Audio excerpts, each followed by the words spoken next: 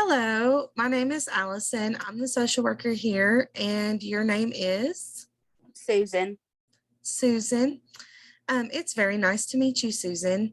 Like I said, I'm the social worker here. I noticed in your file that you were wanting to speak to someone. I'm so glad that I finally got to meet you and that we're doing this today.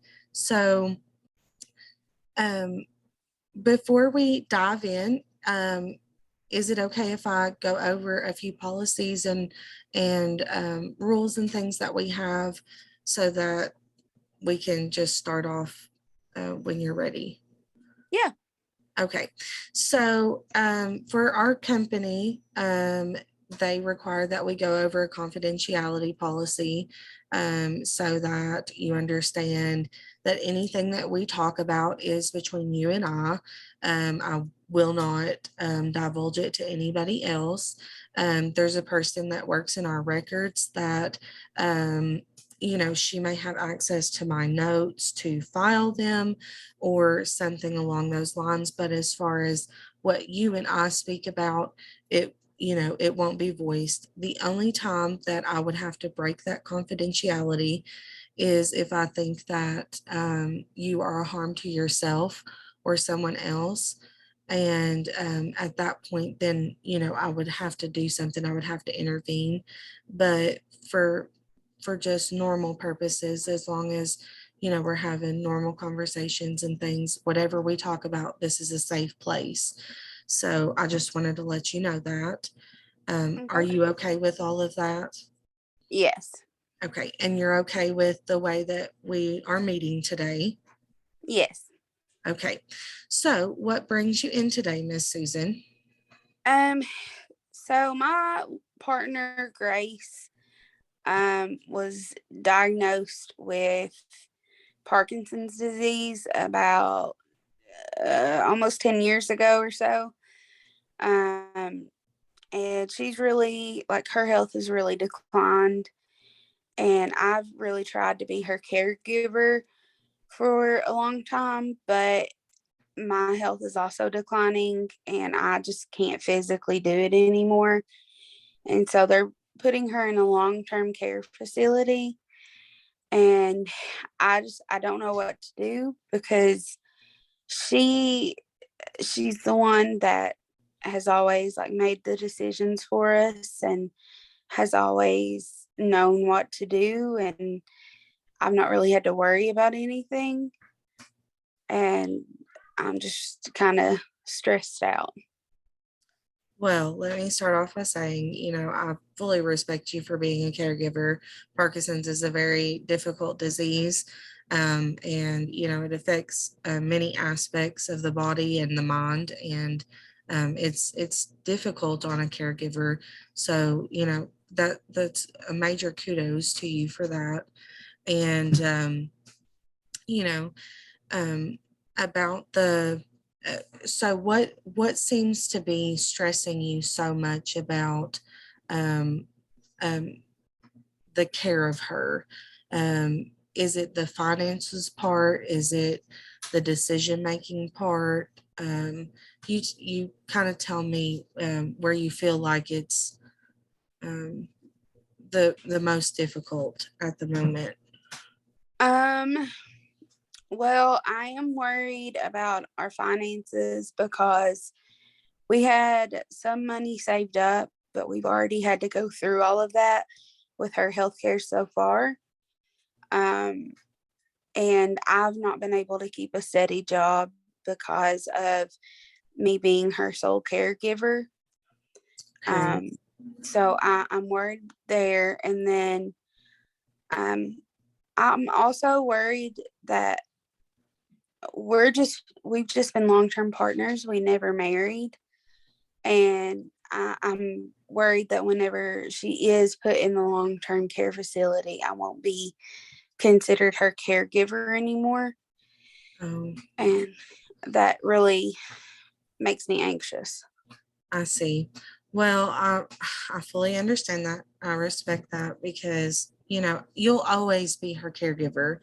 Um, we can just look at it in a different way. You'll always be Grace's caregiver. You just simply, like right now, the long term care facility, they're going to do and help you with the physical part of it. And maybe right now we can just focus on the financial aspect of it and your mental health and, your personal finances. And then, maybe get you in a good place where you can you can start to love yourself again, and by doing so it will make you a better caregiver. You're already a wonderful caregiver, I can tell that, but we just want to make you a better one. We want to make you the best version of yourself. So um I would love to work on that with you. I'd love to do that journey with you.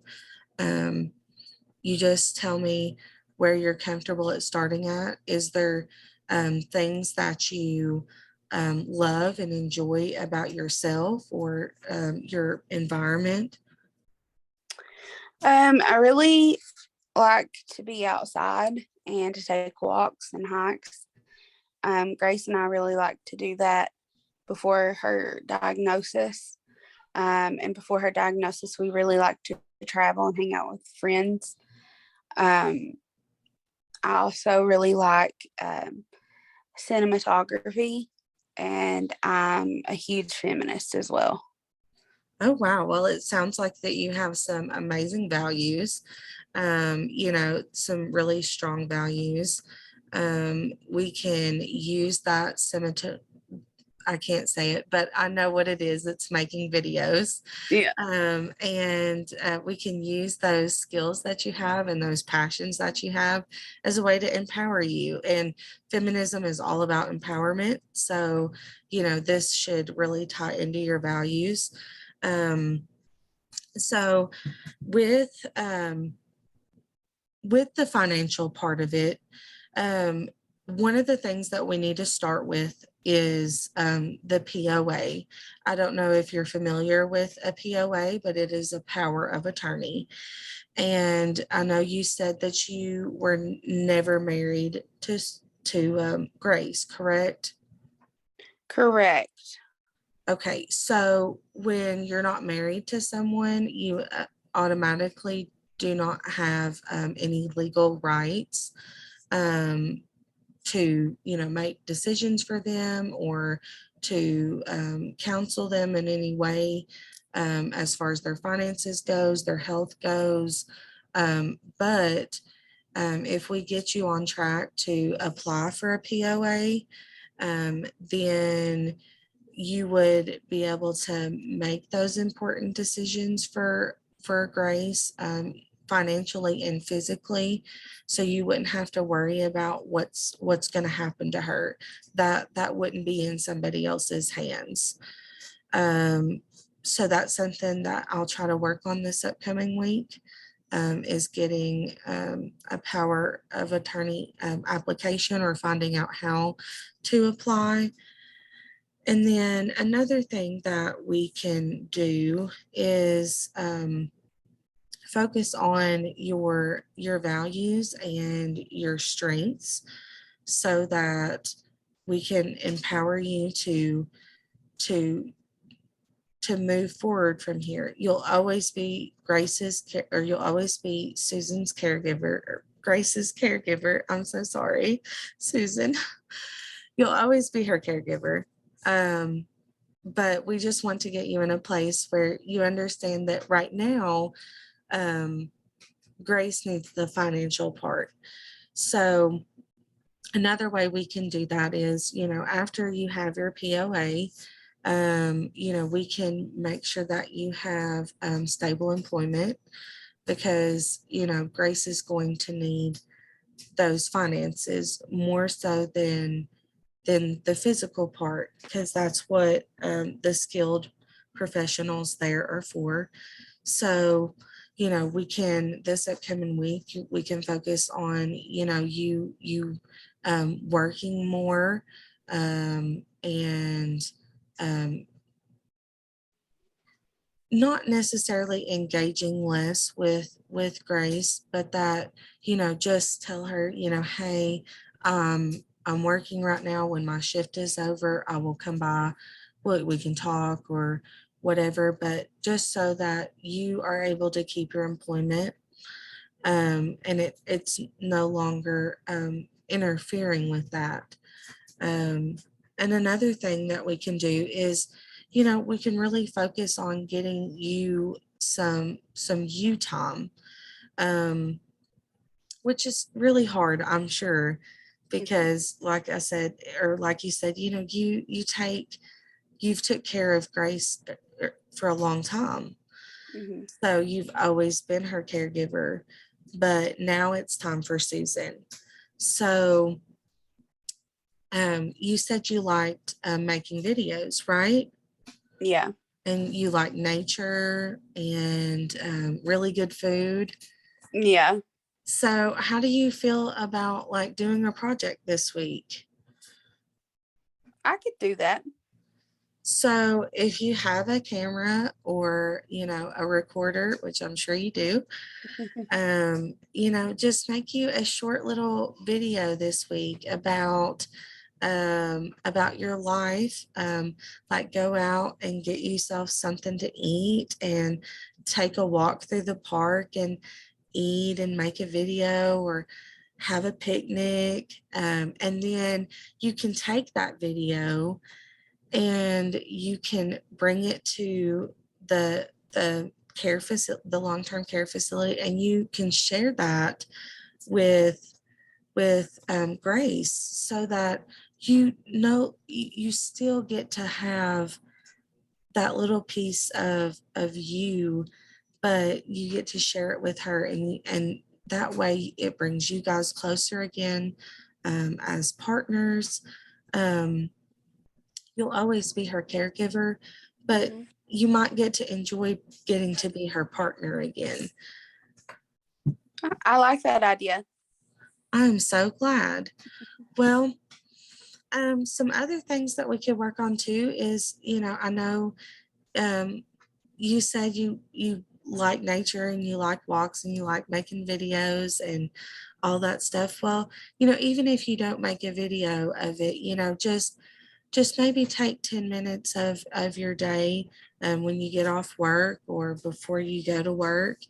Um, just take 10 minutes and maybe walk through a park, or, just go to your backyard and pick a flower and take a smell, and that might make you that might make you centered again. Um, those are just some things that we can try. And then afterwards, when you do get to go to the long-term care facility and visit Grace, you'll be more refreshed and you won't be so exhausted all the time. Because when you're a caregiver, you do have to put yourself first. I know that sounds silly to say, but you do. You have to definitely put yourself first and make yourself feel better. When you make yourself feel better, you can care for that other person a lot better. So, um, this week, I want you to work on that. I'm going to work on the getting in touch with Voc Rehab.